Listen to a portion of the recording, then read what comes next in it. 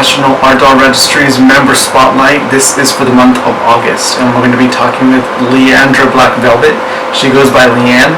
She is out of Spain, and she actually speaks English and Spanish. I'm excited to get to talk to her. Say hi, Leanne. Hi. Hello, folks. So I see that you were born in Argentina. Why don't you tell us a little bit about what your childhood was like? What were your favorite things to do? What do you remember the most? When I was a child, I was a dreamer, and I talked too much. My teachers told me that all the time that I talk too much in class. And then I love fairy tales. I have several books of fairy tale books, and my mother used to read to me every night. I especially remember The Little Mermaid with the trashy Ken, the original one. I don't know why, but I loved the trashy Ken. And then there were two movies that I loved too much, and they marked my childhood, I think. One is a Never-Ending Story. I have here my Aurim. And then The Dark Crystal. Both of them, it's like they mark my life in a way. I want to create fantasy and like a promise I did to myself when I was a child, to never forget dreaming, and to never forget to do and create fantasy around myself. Well, here I am creating fantasy and trying to keep that promise. So have you always been an artist, or was this something that you found later on in your life? Yes, I think so. I always like to paint. I'm still painting watercolors, and then I love to write. I wrote my own fairy tales. Yes, I think I'm always an artist in several ways. I love to experiment with art since I was a child. But I didn't discover this sculpture till I was an adult, I think. But yes, I think so. So tell us a little bit about where you get your inspiration from. What gets you the most excited to create the art that you do? I think what inspires me are fairy tales, fantasy from everywhere, since video games, and other artists, especially fantasy artists, but painters or something like that. And then what really excites me is to learn new techniques. For example, here with this new one, the elf, there was a technique about how to make leaves and petals from silk and leather. And well, when I discovered this world of making petals and all kind of things from nature, but in silk and in leather, and well, that makes me crazy, really. I love to experiment all the time. I like to try every kind of materials or tools. That's what really love to do in my work when I sculpt. So how much research do you do before you actually begin a piece of work? Is it a ton of planning, or do you usually just go based off of a small idea, then you just start creating because you're so excited and you just kind of see what develops from there? And also kind of tell us, if you do a little bit of planning, what are the tools that you use to kind of keep yourself organized with that? Yes, I do some research. I use internet, of course, when I need something more scientist, like for example, some kind of butterflies like these ones. But then I love to do my research in real books. I have a public library near my house, so I go there and have a lot of books related of the art I'm creating at that time. And sometimes I buy that books at Amazon. So I think the way I organize all of that information is the most common way. I save the images or scan the books and then download or save in separate folders in my computer, and sometimes I print what I need to have it nearby, or use my tablet to have it near my sculpt when I'm doing it. That's it. So before you begin a sculpture, do you know exactly what you want it to be before you start, or do you just kind of start working and you allow your creativity and your imagination to kind of tell you what you should be doing with that piece? So are you more structured, or are you more loose in your creating? And why do you think that is? Why do you think that you're very structured with your art, or why do you think that you're not as structured with your art? Do you think that comes from who you are as an adult, or do you think that came from a lot of the things that you went through growing up? Well, when I start, when an art doll, for example, I do some sketches, some color plan. I put all the fabrics together and I choose the colors. But then the dolls, when I start to sculpt them and put the clothes in, and sometimes they flow in another way. It's like they have their own soul or something like that. It's like some kind of magic. So what did you actually start creating first? Did you get into making art dolls and then you kind of went into the BJD route, or was it reverse? Did you really like BJDs first and then you kind of found the art doll niche and started to do both there? I think both came together to my life, ball jointed dolls and art dolls, and I started admiring them a lot, especially Japanese ball jointed dolls, and then Russian art dolls. But I began to sculpt them because I couldn't afford them. So I thought, well, if I can't have one, I need to create one. So I start for that, I think, yes. So do you prefer making one over the other? Like, does one give you more satisfaction, or do you get more excited making BJDs than you do art dolls, or vice versa? Yes, fairies.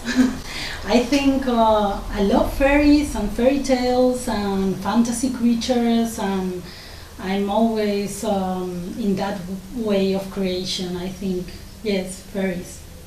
So I was going through your website, and did I see that you actually offer custom-made BJDs? I mean, that's pretty huge. I don't think I've ever known anyone to actually be so good as to be able to offer that. So I was actually kind of excited when I saw that on your site. Kind of tell me how that came about. How long did it take you of making BJDs to really start offering that as a service on your website? Yes, I do have some custom ball jointed dolls, maybe in the past. I have some that I need to show. I did some photographs, but I still need to retouch them. But I have some ball jointed dolls. They are into the fantasy, style. But it's not the most important for me now, because I'm more into art dolls like these ones here. But yes, I think I will continue with ball jointed dolls in the future, maybe. So did you always create your artwork with just air dry clays, or did you start with a different medium and then kind of slowly gravitated towards your preferred air dry clay? And then also, what's your favorite brand of air dry clay to use? I like to experiment with all kind of clays. This one, for example, is made from polymer clay. But these others are made with hair dry clay. I use La Doll from Padico. It's a Japanese brand. I love more hair dry, I think, because I use brushes and water, and it's more easier for me to sculpt with these tools. And then I like to do small details like the horns here or these here. I like to make them with epoxy from Avis because it's stronger, I think. But I like all kind of clays. I love paper clay, but it's a little difficult to get it here in Spain.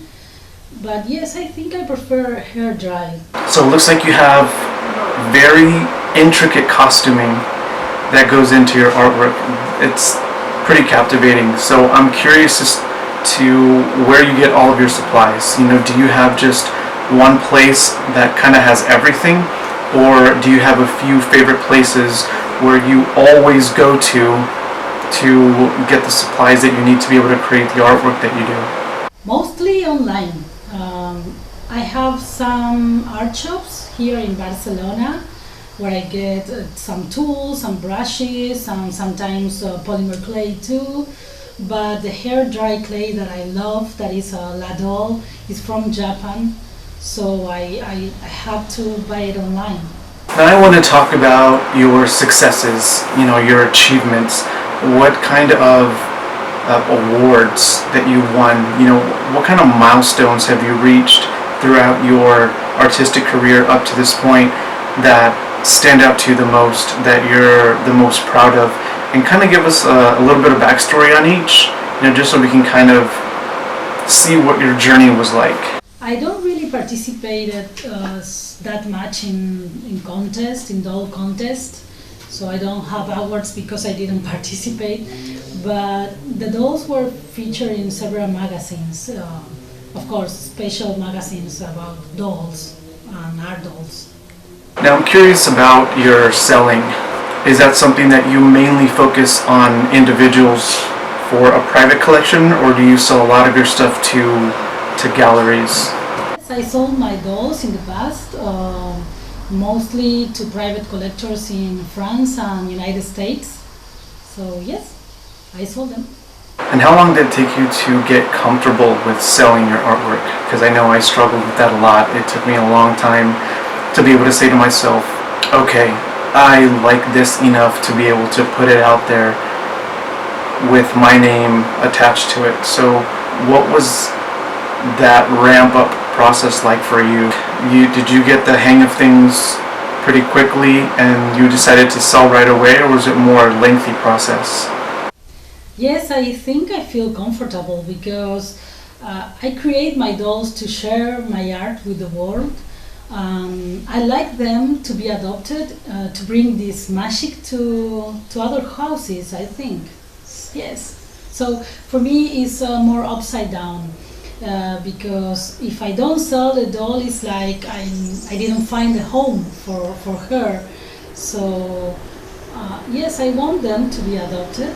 I like to sell them because of that, because I want to find another home for them. So tell me about why you create art. What does the artwork that you create mean to you on a personal level? You know, does it have any impact on your daily life, or is it just something that you enjoy when you're in the moment? I discovered art dolls in a moment of my life that I felt really lost. I was changing my career, so when I discovered art dolls, they really saved my life. So for me it's more like a way of life than a profession. So I think it's very important for me. Let's talk about the end of the process of creating a sculpture. So when you're done, are you the kind of artist that, you know, looks at your work and you're happy with what you've done, or do you kind of pick it apart at the end and you're highly critical of your own work and you're just never satisfied? And then why do you think that is? You know, where do you think that comes from as a person that translates into your artwork? Well, I used to feel satisfied because when I finish a doll, I look at her or a creature and I feel surprised because I can't believe that I did it. It's like a creation of a new creature, and it's amazing for me. I think when I look back to old dolls that I already sold, sometimes I saw the little imperfections in them, of course, but at the moment I finish it all, I know that I did my best and I feel satisfied mostly, yes. Now, Leanne, you've actually been with IADR, I think, for a short time, maybe 2 years or so, right? What has being a member actually meant to you? Has it changed you in any way, personally or even artistically? What has it contributed to your life, and how do you feel about those changes? You know, is it something that you maybe could have done without, or is it something that was so valuable to you that, you know, you could not have accomplished certain things or become a certain version of yourself had you not been a member of the community? For me, International Art Doll Registry is very important because I like to register my dolls. I need to be sure that nobody's going to copy them. So for me it's very important to keep that registry. And then what I love the most of the website and the organization is that they are always cheering you up. It's very good when you feel down about your art, you know. It's like you need people who telling you that it deserves your time to keep on doing art. So for me it's very important to be in some organization like this. The other thing I love a lot are the tutorials. I love the free tutorials. I saw them all, I read them all, and I'm using them in my artwork, so it's great. I think it's really great. Well, Leanne, I want to thank you very much for taking the time to sit down, talk with us, and share a little bit about you. I know you've been interviewed a lot. I've read many of the online interviews that you've been a part of, and I'm just glad that we were able to connect face to face and actually see you, get to know your personality, you know, get to know your point of view, because in my opinion so much is lost in translation when you're reading something versus when you're seeing somebody speak. You know, you're watching their interactions, you're listening to their inflections, and so that's why I love these member spotlights, because we get to get a really deep and true look at each one of our members and who they actually are. Thank you very much for taking the time. I'm really excited to see how your member spotlight page turns out. It's going to be beautiful. We really, really value you and every single one of our members as part of our membership. You guys are the reason why we're around. You guys are the reason why we do what we do, because there's so many artists out there that are looking for a sense of direction, maybe just some support, a sense of community or belonging, and IADR was exactly that to me when I was first starting out. So I want IADR to be around for as long as possible, for it to be that beacon for that up and coming artist, or maybe somebody who's thinking about getting into the niche and wants to know where to start. So that is why IADR is so important to me, and I hope that you guys see the benefit of being members as well. We are always open to ideas from you guys. We always want to make IADR better, improve it, and have it be a champion and a resource for you guys to be able to accomplish what it is that you're after. Reach out to me. You guys will have my direct contact information if you guys have any ideas, any feedback, and then, you know, we'll kind of play around with which ideas are the ones that can be brought to fruition as quick as possible, or maybe ones that are great ideas for the future. So thank you guys all very much for your time. I do not take your time for granted. It's the only thing that we cannot get back in life. So the fact that you guys chose to spend this time with us, we are very, very grateful for. Again, Leanne, it was an absolute pleasure getting to know you better. Thank you very, very much for watching this video. Thank you for your time. I hope you enjoy it. We will see everyone again soon in September. Find out who is going to be our member spotlight featured artist. I'll see you guys.